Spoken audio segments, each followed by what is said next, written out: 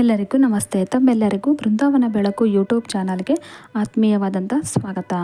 2025ರ ದೀಪಾವಳಿ ಅಮಾವಾಸ್ಯೆ ಪೂಜೆಯನ್ನು ಯಾವ ರೀತಿ ಮಾಡ್ಕೋಬೇಕು ಅನ್ನೋದನ್ನು ಸಂಪೂರ್ಣವಾಗಿ ಈ ಒಂದು ವಿಡಿಯೋದಲ್ಲಿ ತಿಳಿಸ್ಕೊಡ್ತೀನಿ. ನನ್ನ ಚಾನಲನ್ನು ಯಾರೆಲ್ಲ ಇನ್ನೂ ಸಬ್ಸ್ಕ್ರೈಬ್ ಮಾಡಿಲ್ಲ, ಸಬ್ಸ್ಕ್ರೈಬ್ ಮಾಡಿ ನನಗೆ ಸಪೋರ್ಟ್ ಮಾಡಿ. ಈ ವರ್ಷ ಅಮಾವಾಸ್ಯೆ ನಮಗೆ ಸೋಮವಾರ ಮಧ್ಯಾಹ್ನದ ನಂತರ ಪ್ರಾಪ್ತಿ ಆಗ್ತಾ ಇದೆ.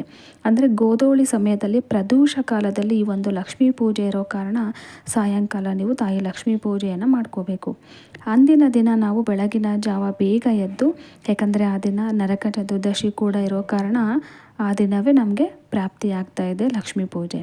ಹಾಗಾಗಿ ಬೆಳಗಿನ ಜಾವ ಬೇಗ ಎದ್ದು ನಮ್ಮ ನಿತ್ಯ ಕರ್ಮಗಳನ್ನೆಲ್ಲ ಮುಗಿಸಿ ಒಂದು ಬಕೆಟಿಗೆ ಚಿಟಿಕೆ ಅರಿಶಿಣ ಮತ್ತು ಉಪ್ಪನ್ನು ಹಾಕಿ ಮನೆಯನ್ನು ನೀಟಾಗಿ ಒರೆಸ್ಕೊಂಡು ನಂತರ ಬಾಗಿಲ ಪೂಜೆಯನ್ನು ಮಾಡ್ಕೋಬೇಕು. ಬಾಗಿಲಿಗೆ ತಳಿರು ತೋರಣವನ್ನು ಕಟ್ಕೋಬೇಕು. ನಂತರ ಸಂಜೆ ನೀವು ಮತ್ತೆ ಲಕ್ಷ್ಮೀ ಪೂಜೆಗೆ ಎಲ್ಲವನ್ನು ಸಿದ್ಧತೆ ಮಾಡ್ಕೋಬೇಕು. ಇನ್ನು ಲಕ್ಷ್ಮೀ ಪೂಜೆ ಮಾಡುವವರು ಯಾವುದೇ ಕಾರಣಕ್ಕೂ ಪದೇ ಪದೇ ಎದ್ದು ಹೋಗಬಾರ್ದು. ಎಲ್ಲವನ್ನು ಮೊದಲು ರೆಡಿ ಮಾಡಿ ಇಟ್ಕೊಂಡು ಆಮೇಲೆ ನೀವು ಪೂಜೆ ಸ್ಟಾರ್ಟ್ ಮಾಡಬೇಕು. ಫೋಟೋ ಮತ್ತು ಕಲಶ, ದೀಪ, ಧೂಪ, ಕರ್ಪೂರ, ಊದುಬತ್ತಿ, ಕಾಯಿ, ಹಣ್ಣು, ನೈವೇದ್ಯ ಎಲ್ಲವನ್ನು ನೀವು ಪೂಜೆಗೆ ಅಣಿ ಮಾಡಿಕೊಂಡು ಸ್ಟಾರ್ಟ್ ಮಾಡಬೇಕು. ಮೊದಲು ಸ್ಥಳವನ್ನು, ಪೂಜೆ ಮಾಡ್ತಕ್ಕಂಥ ಸ್ಥಳವನ್ನು ಶುಚಿಯಾಗಿ ಅರಿಶಿಣ, ಹಾಲು ಹಾಕಿ ಕ್ಲೀನ್ ಮಾಡ್ಕೋಬೇಕು. ಗೋಮೂತ್ರ ಇದ್ದರೆ ಕೂಡ ಅದನ್ನು ನೀವು ಹಾಕ್ಕೊಂಡು ಕ್ಲೀನ್ ಮಾಡಬೇಕು. ನಂತರ ಅಲ್ಲಿ ರಂಗೋಲಿಯನ್ನು ಹಾಕಬೇಕು.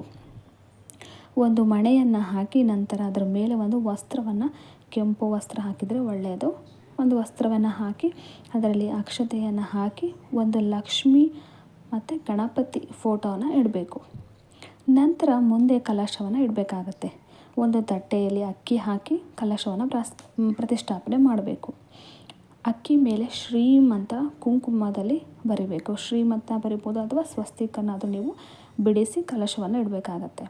ಕಲಶಕ್ಕೆ 3/4 ಭಾಗ ನೀರನ್ನು ಹಾಕಿಬಿಟ್ಟು ಅದಕ್ಕೆ ಅರಿಶಿಣ, ಕುಂಕುಮ, ಅಡಿಕೆ ಬೆಟ್ಟ ಮತ್ತು 3 ಲವಂಗ, 3 ಏಲಕ್ಕಿ ಮತ್ತು ಒಂದು ಕಾಯಿನ್, ಬೆಳ್ಳಿ ಅಥವಾ ಬಂಗಾರದ್ದು ಅಥವಾ ನಾರ್ಮಲ್, ಇಲ್ಲಾಂದರೆ ನಾರ್ಮಲ್ ಕಾಯಿನಾದರೂ ನೀವು ಹಾಕಿ ಒಂದು ಪುಷ್ಪವನ್ನು ಹಾಕಿ ಇಡಬೇಕಾಗತ್ತೆ. ಮಹಾಲಕ್ಷ್ಮಿಯನ್ನು ಆಹ್ವಾನ ಮಾಡ್ಕೋಬೇಕು. ನಂತರ ವೀಳ್ಯದೆಲೆ ಮತ್ತು ಕಾಯಿ ಇಟ್ಟು ಮಾಂಗಲ್ಯ, ಅರಿಶಿಣ, ಕುಂಕುಮ ಹಾಕಿ ಕೂರಿಸ್ಬೇಕಾಗತ್ತೆ ಮಹಾಲಕ್ಷ್ಮಿಯನ್ನು. ನಂತರ ನೀವು ಗಂಧ, ಅರಿಶಿಣ, ಕುಂಕುಮ ನಿಮ್ಮಿಷ್ಟದಂತೆ ನೀವು ಅಲಂಕಾರವನ್ನು ಮಾಡ್ಕೋಬೋದು. ಹೂವು, ಕಲಶಕ್ಕೆ ಹೂವು, ಗೆಜ್ಜೆ ವಸ್ತ್ರ ಹಾಕಿ ನೀಟಾಗಿ ರೆಡಿ ಮಾಡ್ಕೋಬೇಕು. ದೀಪವನ್ನು ತಂದಿಟ್ಕೊಳ್ಳಿ. ದೇವರ ಮುಂದೆ ನೀವು 6 ದೀಪ ಹಚ್ಚಿಡಿ. ಹೊರಗಡೆ ನಿಮ್ಮ ಅನುಕೂಲಕ್ಕೆ ತಕ್ಕಂತೆ ನೀವು ಹಚ್ಚಿ ಇಡಬಹುದು. ದೀಪವನ್ನು ಹಚ್ಚಿ ನೈವೇದ್ಯ ತಂದು ಇಟ್ಟು ತಾಯಿ ಲಕ್ಷ್ಮಿಗೆ ಉಡಿ ತುಂಬುವ ಸಾಮಗ್ರಿ ಅಂತ ಸಿಗತ್ತೆ ಅಂಗಡಿಯಲ್ಲಿ, ಅದನ್ನು ನೀವು ತಂದಿಟ್ಕೋಬೇಕಾಗತ್ತೆ.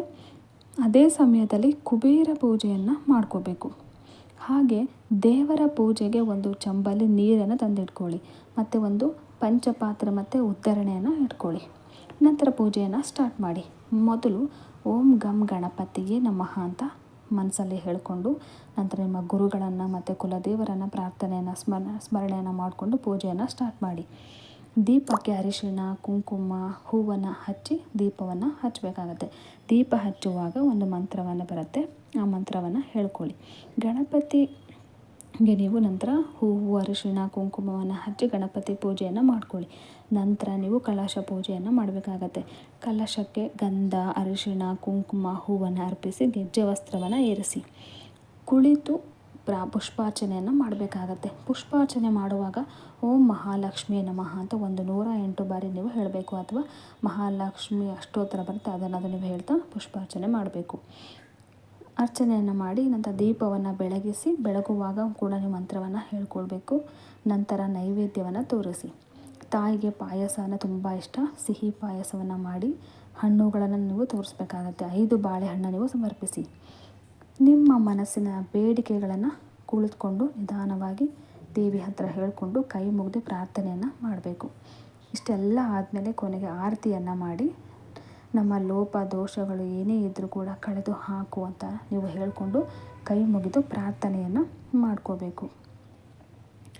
ಈ ರೀತಿ ನೀವು ನಿಧಾನವಾಗಿ ಸಮಾಧಾನವಾಗಿ ಕುಳಿತುಕೊಂಡು ದೇವರ ಮೇಲೆ ಒಂದು ಗಮನವನ್ನು ಇಟ್ಟು ನೀವು ಪೂಜೆಯನ್ನು ಮಾಡ್ಕೋಬೇಕು. ಈ ರೀತಿ ನೀವು ಪೂಜೆಯನ್ನು ಮಾಡಿಕೊಂಡ್ರೆ ನಿಮಗೆ ಯಾವುದೇ ರೀತಿಯ ಲೋಪದೋಷಗಳು ಬರದೆ ನಿಮ್ಮನ್ನು ಆ ತಾಯಿ ನಿಮ್ಮ ಕುಟುಂಬವನ್ನು ಕಾಪಾಡ್ತಾಳೆ. ನೋಡಿದ್ರಲ್ಲ ಸ್ನೇಹಿತರೆ, ಸರಳವಾಗಿ ಲಕ್ಷ್ಮೀ ಪೂಜೆಯನ್ನು ಯಾವ ರೀತಿ ಮಾಡಬೇಕು ಅನ್ನೋದನ್ನು ನಾನು ನಿಮಗೆ ಈ ಒಂದು ವಿಡಿಯೋದಲ್ಲಿ ತಿಳಿಸ್ಕೊಟ್ಟಿದ್ದೀನಿ. ಈ ಒಂದು ವಿಡಿಯೋ ನಿಮಗೆ ಇಷ್ಟ ಆಗಿದ್ದರೆ ನನ್ನ ವಿಡಿಯೋಗೆ ಒಂದು ಲೈಕ್ ಕೊಡಿ, ಹಾಗೆ ಶೇರ್ ಮಾಡಿ. ಮುಂದಿನ ವಿಡಿಯೋದೊಂದಿಗೆ ಮತ್ತೆ ಸಿಗ್ತೀನಿ. ಧನ್ಯವಾದಗಳು.